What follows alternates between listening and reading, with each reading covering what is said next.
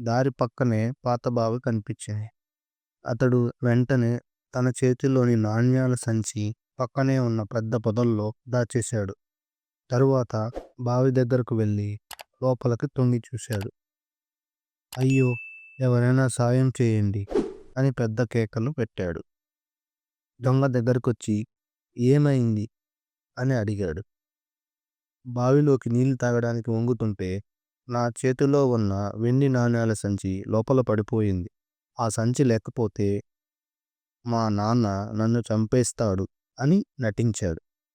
దొంగ ఆ సంచి నాకు దొరికితే ఆ నాణ్యాలు నాకే వస్తాయి అనుకుంటూ వెంటనే బావిలోకి దూకేశాడు.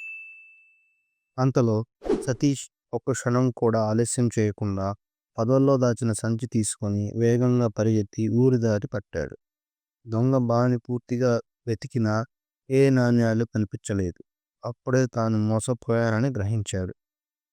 సతీష్ ఇంటికి చేరుకోగానే మల్లయ్య మొత్తం విషయం విని, నిజమైన బంగారం ఈ నాణ్యాల సంచి కాదు, నీ తెలివే అని పొగిడేశాడు. ఆపద సమయంలో ధైర్యం, తెలివి ఇవే మనిషిని కాపాడుతాయి.